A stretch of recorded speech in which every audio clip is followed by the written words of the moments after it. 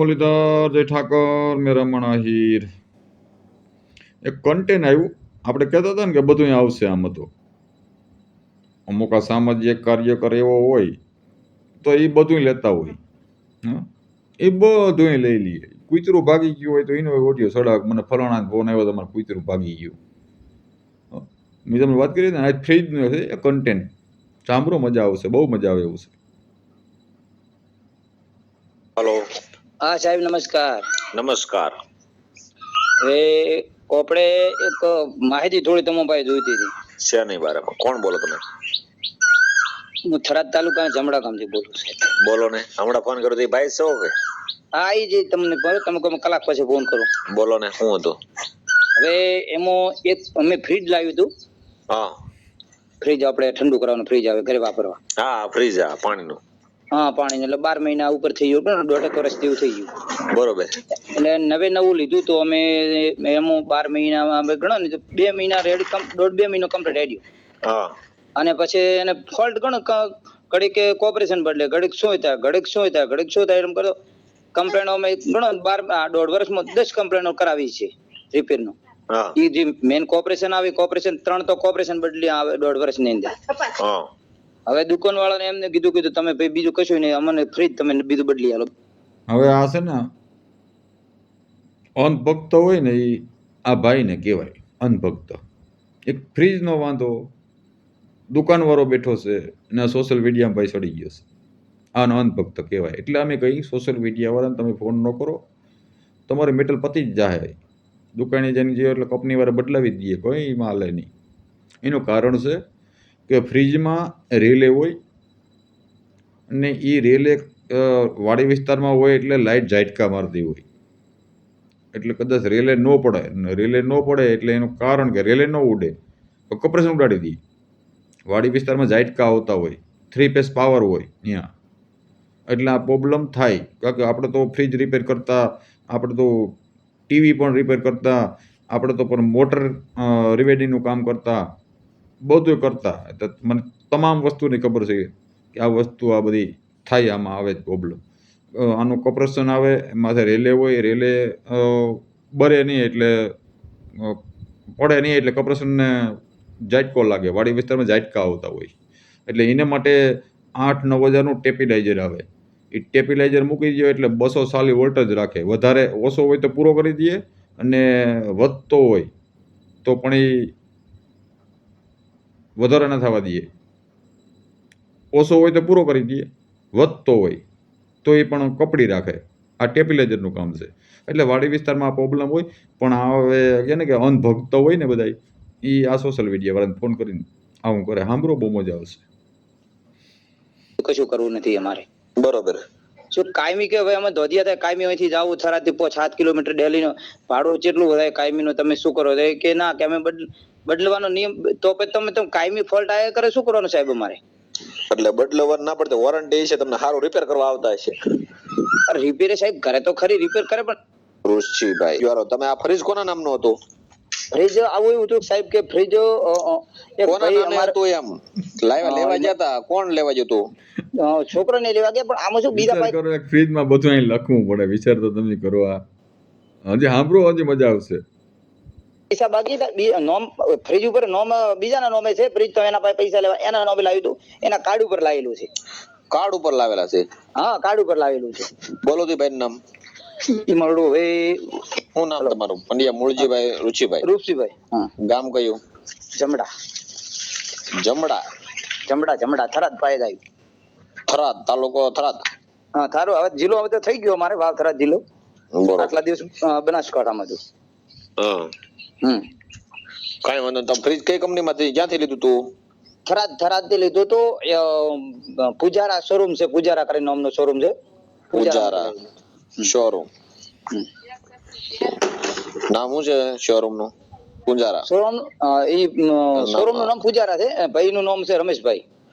રમેશ. આ ભાઈને કેમ છે હાઈકોર્ટમાં લડવા જાવ, હું એટલું બધું લખે પણ લખ્યું કઈ નથી. હું તમને કહી લખાણું કઈ નથી, ખાલી રોગી દેખાવ છે. સાંભળો, હું તમને એનું સત્ય સાબિત કરીને બતાવી. સાંભળજો. બરોબર. હવે એ જે આના ડીલર છે રમેશભાઈ, ડીલર, હા એના ડીલર છે. એમને અમે વાત કરી હતી એટલે કે હવે આ તો કંપની જોડે અમે તો અમને તો પંચો 700 રૂપિયા મળે, બાકી કંપની ને તમારે લેવા દે. મેં કીધું વાત સાચી સાચી છે એની, પણ કંપનીમાં આ ભાઈ ફરિયાદ કાંઈ નહીં, વોટ્સએપમાં નંબર નાખો ને ભાઈ રમેશભાઈ વાત કરી લો, હું છે હું હકીકત, બરોબર.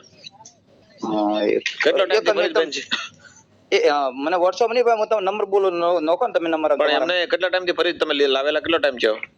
2 વર્ષમાં પૂરું થઈ રહ્યું આવ્યું છે, લગભગ 1.5 ઉપર થઈ ગયું છે. 2 વર્ષ. એમાં કમ્પ્લેન કેટલી લખા? કમ્પ્લેન સાહેબ યાદ નથી, પણ આ 4 વખત પૂછે ફ્રીજ ની લંબાઈ કેવડી હતી?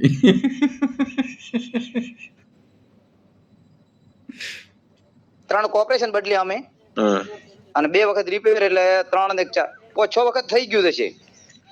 કોર્પોરેશન 10 વાર તો કમ્પ્લેન લો, તો વાંધો નહીં, હાલો બોલો. કોર્પોરેશન. હવે આ બધું લખાઈ ગયું ને, લખવું તો હવે ને, હવે સાંભળજો. નંબર એનો 99 89. હાલો, હા, થરાદ થી બોલો છો રમેશભાઈ? 43500. હા 43500. રમેશભાઈ, હા બોલો. આપણે ફ્રીજ મળે છે આપણે ત્યાં? ફ્રીજ શોરૂમ માં?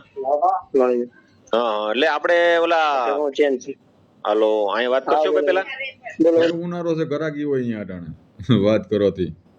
શોરૂમ છે ભાઈ ને, ફટાફટ બોલો. પંડ્યા મૂળજીભાઈ રુચિભાઈ છે? હા. એનો આપણે આ જમણા ગામ થી છે. એનું ફ્રીજ આપ્યું છે, પણ એ એમાં 10 વાર તો કમ્પ્લેન નોંધાવી છે, ફ્રીજ તો 2 વાર તારીખ આવેલું નથી. 3 કેસ ચાલુ છે ને, શું તકલીફ બોલો? અત્યારે એને 3 વાર તો લોકો કેમેરેજ કાક બદલાયું છે. હા તો વાત ચાલુ. કેમરેજ આ લખેલું હોય તો કોર્પોરેશન ના બોલે, કોર્પોરેશન એમ તો બોલ્યો ને, જો સાંભળો હવે. એમનો કેસ બપોરે તમારે વાત તો 2 વાર તારીખ આવેલું નથી. 3 કેસ ચાલુ છે ને, શું તકલીફ બોલો? અત્યારે એને 3 વાર તો લોકો કેમેરેજ કાક બદલાયું છે. હા તો વાત ચાલુ છે ને એમનો. આ લખાણું હોય તમે જોઈને બોલે ને કે ભાઈ કોર્પોરેશન, કોમેન્ટ કરજો. એટલે આમ મને ભાઈ આનો દાંત આવે છે. હવે છેલ્લે સાંભળો હું ગઈ.